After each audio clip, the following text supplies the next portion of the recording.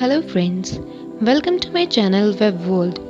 This channel is especially for web designing and development.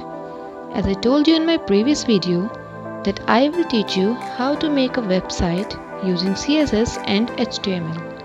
So, if you don't have Notepad++, so don't worry. Link is in the description box. Download it first and then come to the video. Let's begin. Let's start our coding. तो हम अपनी सारी coding Notepad++ पे करेंगे। तो चलिए हमारी HTML की जितनी भी HTML और CSS की कोडिंग होगी वो सारी कोडिंग्स हम अपनी Notepad पे करेंगे। तो चलिए हम एक न्यू पेज खोल लेते हैं। सबसे पहले हम HTML टैग यूज़ करेंगे, देन क्लोज इट। HTML जितने भी हम टैग यूज़ करेंगे वो सारे HTML टैग के अंदर ही होने चाहिए।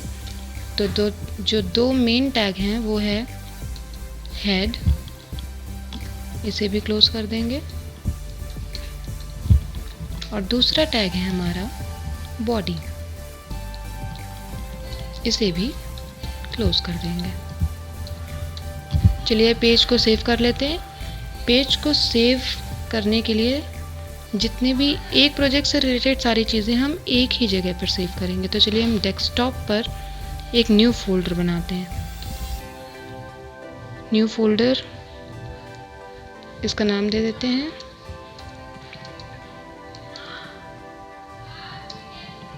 चलिए अब जितने भी इस प्रोजेक्ट से रिलेटेड जितनी भी चीज़ें होंगी हम वो सारा इसी फोल्डर के अंदर सेव करेंगे। तो चलिए हम फाइल का नाम भी दे देते हैं वेब वर्ल्ड, और ध्यान से देखिएगा इस फाइल को हम .html से सेव करेंगे, देन सेव इट। ये देखिए हमारा यहाँ फोल्डर आ चुका है। ये अब यहाँ पे क्रोम का साइन बन के आ रहा है क्योंकि हमने इसको .html से सेव किया है। ये पेज हम ओपन करते हैं। जब तक पेज ओपन हो रहा है चलिए हम हेड के अंदर कुछ चीज़ सीख लेते हैं। हेड के अंदर हम सबसे पहले यूज़ करेंगे टाइटल टैग, फिर इसको क्लोज कर लेंगे। देन ये देखिए हमारा पेज ओपन हो गया है।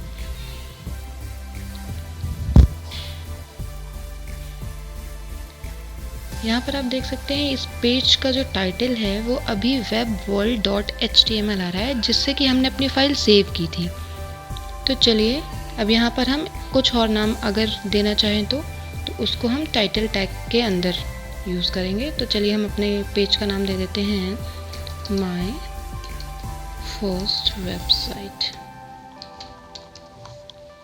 Then again save this page and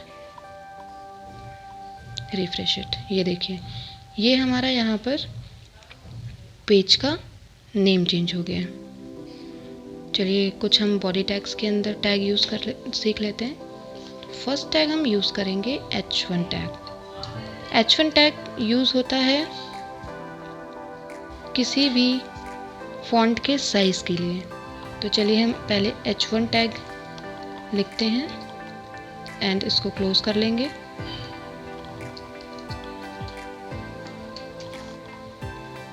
अब इसके अंदर हम कुछ भी लिखेंगे। चलिए हम कुछ लिख लेते हैं how are you. Then again save this page.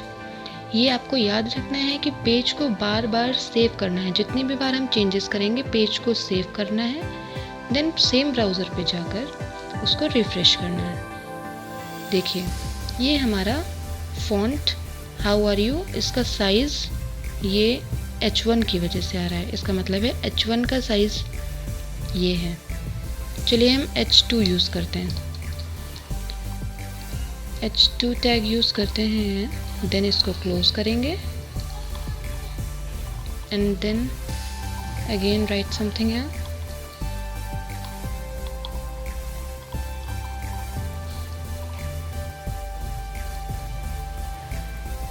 Save and then refresh. देखिए ये हमारे फ़ॉन्ट का साइज़ छोटा हो गया है। इसी तरह हम H1 से लेकर H6 तक इस टैग को यूज़ कर सकते हैं। H7 के बाद H6 जो है हमारा वो सबसे छोटा साइज़ है। चलिए हम H6 दिखा देते हैं आपको। H6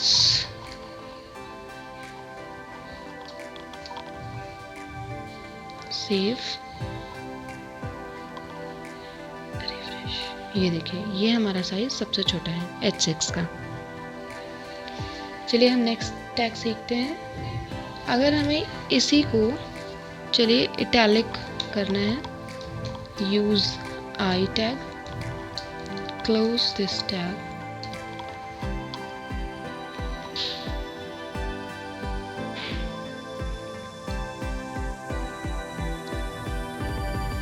save. देखिए ये जो अब हमारा आ रहा है ये इटैलिक है।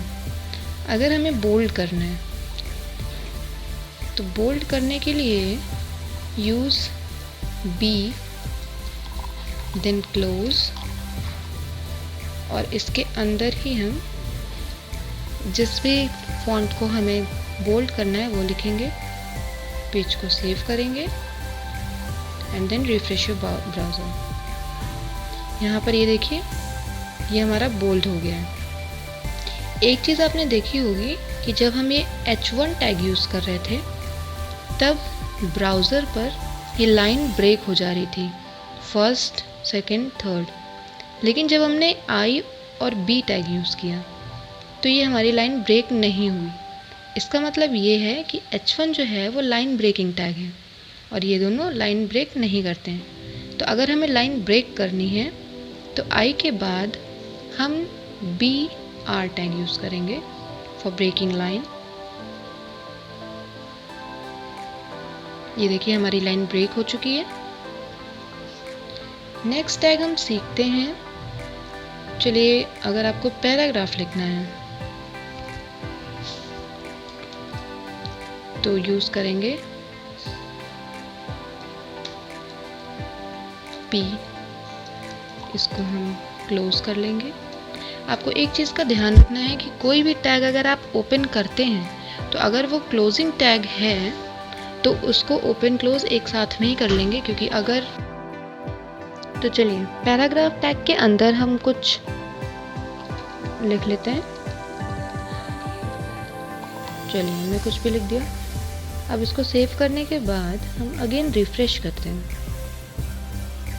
अब आपने फिर से देखा होगा कि ये अपने आप लाइन ब्रेक हो जा रही है, जबकि हमने यहाँ पर हमने कोई भी ब्रेक करने के लिए टैग नहीं यूज़ किया है। इसका मतलब ये है कि पैराग्राफ टैग हम जब भी यूज़ करेंगे तो वो अपने आप लाइन को ब्रेक कर लेता है। चलिए अब नेक्स्ट टैग यूज़ करते हैं। अगर हमें कोई भी फॉन्ट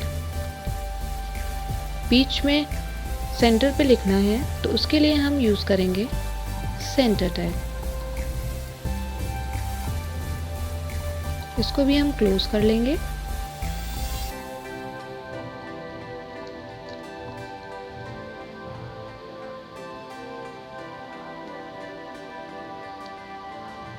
सेव एंड रिफ्रेश। ये देखिए ये हमारा सेंटर पर आ चुका है। एक चीज़ हम और सीख लेते हैं।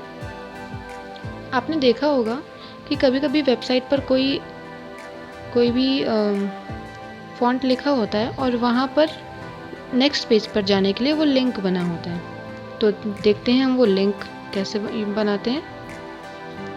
तो उसके लिए हम यूज़ करेंगे सबसे पहले A, देन HREF। इसको हम क्लोज कर लेते हैं।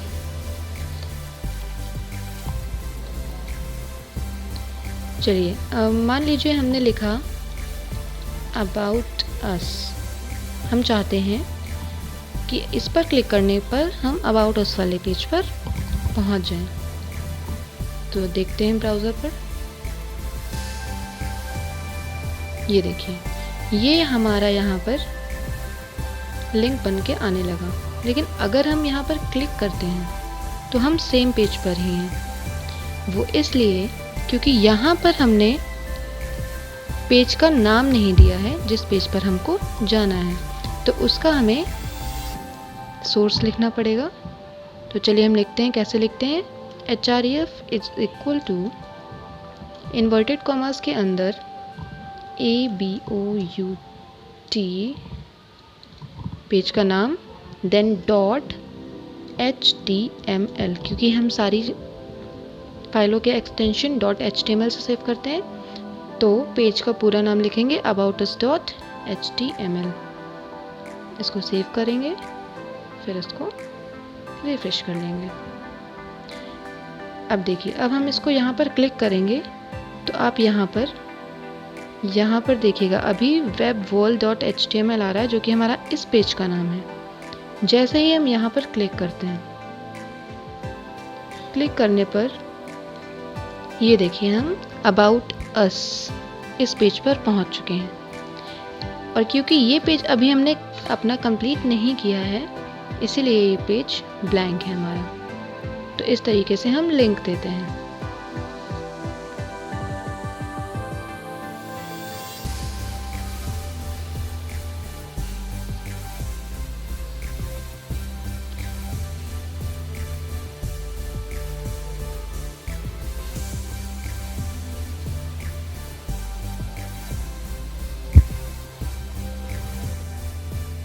मान लीजिए हमें पैराग्राफ के अंदर जो चीज़ें लिखी हैं उसको ही इटैलिक करना है, तो एक चीज़ हमेशा याद रखेंगे कि जो टैग सबसे अंदर यूज़ होगा वो पहले हमारा वर्क करेगा, देन उसके बाहर वाला, फिर उसके बाहर वाला।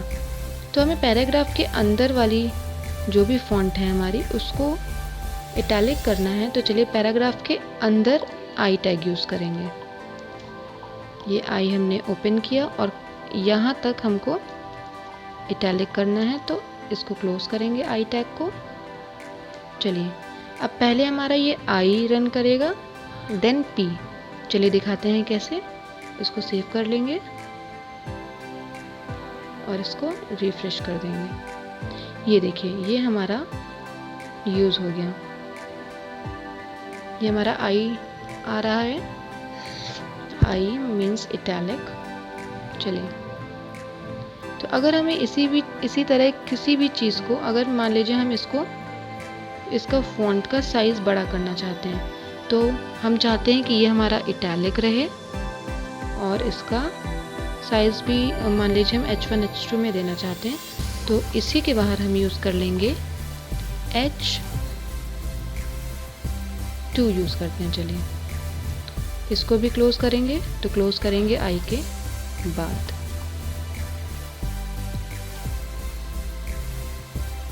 सेव करेंगे, उसको रिफ्रेश करेंगे, तो ये देखिए हमारा ऐसे आ गया।